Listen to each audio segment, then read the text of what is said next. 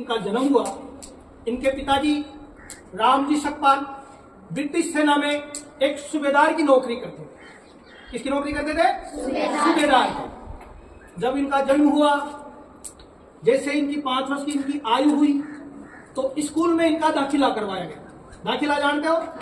प्रवेश करवाया गया पहली क्लास में। जब प्रवेश करवाया गया तो इनकी माँ का देहांत हो गया। इनकी माँ का क्या हुआ? देहांत। तब इनकी एक बुआ थी जिसका नाम था मीराबाई। क्या नाम था? मीराबाई। मीराबाई इनकी बुआ का नाम था। तो इनकी बुआ ने इनका लालन पालन पोषण किया। माँ खत्म हो जाती है तो पालन पोषण बुआ ही करती है, या तो बुआ करती है या दादी करती है। तो इनका पालन पोषण इनकी बुआ मीराबाई ने किया। इन्होंने जब स्कूल में दाखिला लिया तो स्कूल का माहौल ऐसा था कि छोटी जाति वाले बच्चों को बड़ी जाति वाले बच्चे अपने पास में नहीं बैठने देते थे, अपने पास में नहीं बैठने देते थे।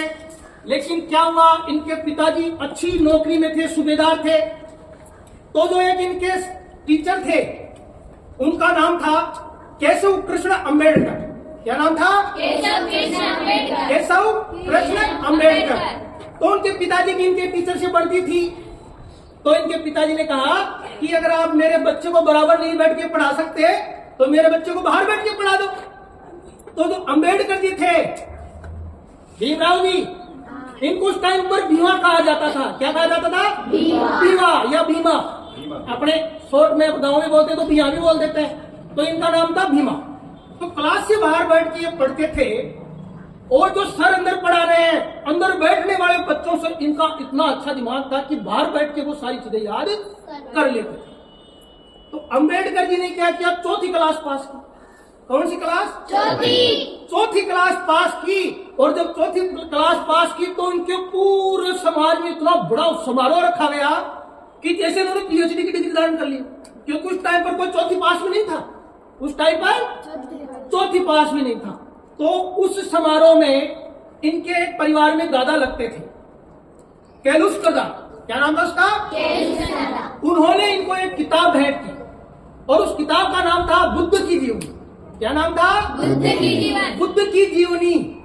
तो उस किताब को पढ़कर इनका बुद्ध धर्म के प्रति थोड़ा लगाव हुआ। फिर आगे जाकर 1906 में इनकी शादी कर दी गई। 15 साल की उम्र, 15 साल की उम्र में शादी कर दी। इनकी शादी कर दी गई। और इनकी पत्नी का नाम क्या था?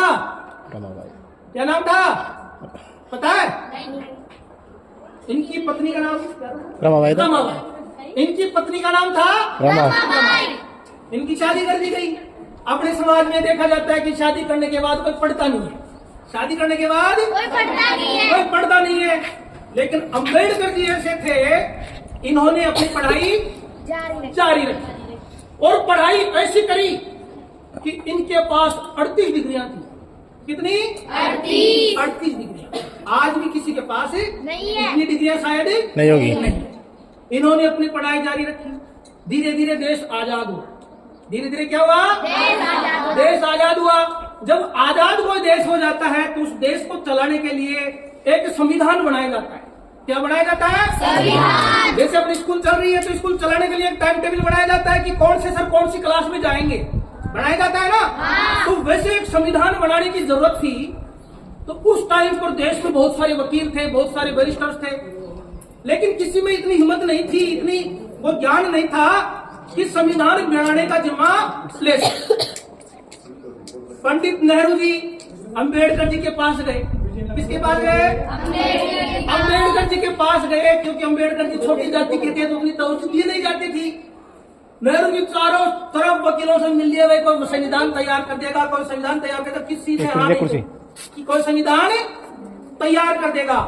तो अम्बेडकर जी के पास गए और अम्बेडकर जी को संविधान बनाने की जिम्मेदारी सौंपी कि आप इस देश का संविधान बनाओगे। आपकी एक कमेटी तय कर दी जाती है। इस कमेटी में इतने सदस्य होंगे और उसके अध्यक्ष आप होंगे। आप जो कानून बनाओगे, जो संविधान बनाओगे, वो इस देश में लागू होगा। जब बाबा साहब के पास ये जिम्मेदारी आई कानून बनाने की, तो बाबा साहब ने जब जिम्मेदारी ली तो इस चीज का विशेष ध्यान रखा कि सभी वर्गों को समान रखना है, सभी वर्गों को समान रखना है। तो उस संविधान में वो सारी सुविधाएं दी गई कि जो आर्थिक रूप से पिछड़ा है, जो महिलाएं हैं, महिलाओं को पहले पुरुष अपनी बराबरी में नहीं मानते थे, महिलाओं को पुरुष अपनी बराबरी में नहीं मानते थे।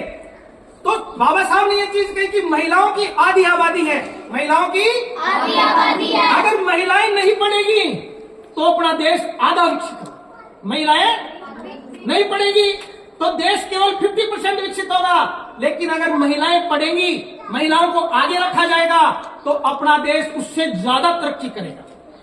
तो इन्होंने महिलाओं का विशेष ध्यान रखा, उस वर्ग का विशेष ध्यान रखा जिस वर्ग को पिछले हजारों सालों से दबाए रखे था, उस वर्ग का भी बाबा साहब ने विशेष ध्यान रखा कि इन वर्गों को नौकरी में विशेष रियायत दी जाएगी, आरक्षण दिया जाएगा। क्यों? क्योंकि उनको मुख्य धारा में लाना है। बाबा साहब ने खुद के साथ जो झेला था, बाबा साहब को पता था कि आज भी समाज में निम्न वर्ग को पढ़ने तक नहीं दिया जा रहा है तो नौकरी क्या देंगे। तो बाबा साहब ने आरक्षण की व्यवस्था की, फिर महिलाओं को आरक्षण के लिए प्रेरित किया। उसमें संविधान में एक धारा बना दी कि महिलाओं को भी संविधान के तहत नौकरी में उसी प्रकार व्यवस्था दी जाएगी जिस प्रकार पुरुषों को दी जाएगी। फिर उस टाइम पर दास प्रथा बहुत प्रचलन में थी। दास प्रथा जानते हो? दास प्रथा जानते हो? दास प्रथा वो प्रथा थी कि जिसके तहत अपन किसी को खरीद लेते थे कि तू जिंदगी भर मेरे यहाँ काम करेगा। उस चीज का उसने वो किया कि किसी भी मजदूर से 8 घंटे से ज्यादा काम नहीं लिया जा सकता, किसी भी मजदूर से 8 घंटे से ज्यादा या सप्ताह में 45 घंटे से ज्यादा काम नहीं लिया जा सकता। यह व्यवस्था बाबा साहब ने की।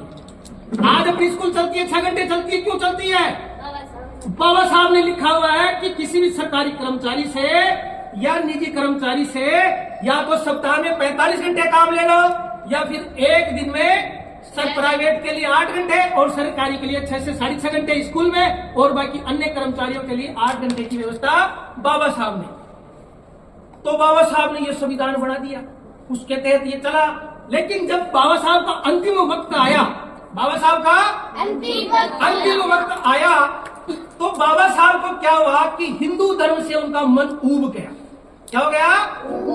ऊब का मतलब वो ये चाहते थे कि मैं इसमें सुधार करूं, लेकिन चाहने के बावजूद वो सुधार नहीं कर पाए।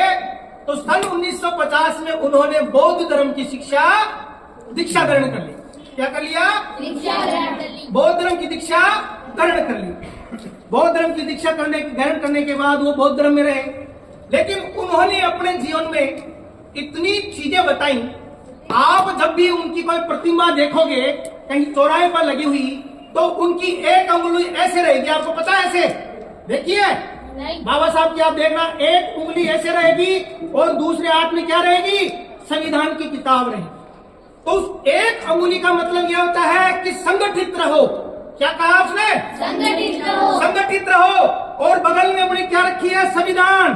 क्या रखा है? संविधान। उसका मतलब है कि इसको पढ़ो, इससे शिक्षित बनो। इससे क्या हो? शिक्षित बनो और संगठित रहो। क्या कहा उसने? संगठित रहो।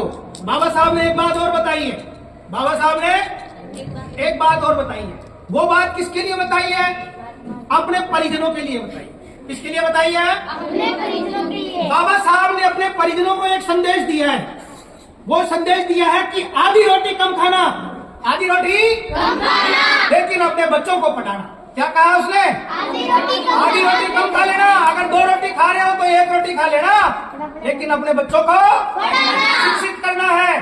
क्योंकि शिक्षा वो शेरनी का दूध है, जिसको जो पीता है वो दहाड़ता जरूर है। जिसको जो पीता है वो दहाड़ता जरूर है। इसलिए बाबा साहब ने क्या कहा है कि आधी रोटी कम खाना है लेकिन बच्चों को पढ़ाना है। ठीक है?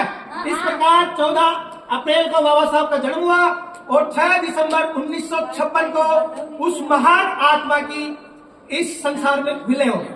इतना कह के मैं अपना स्थान ग्रहण करना चाहूंगा।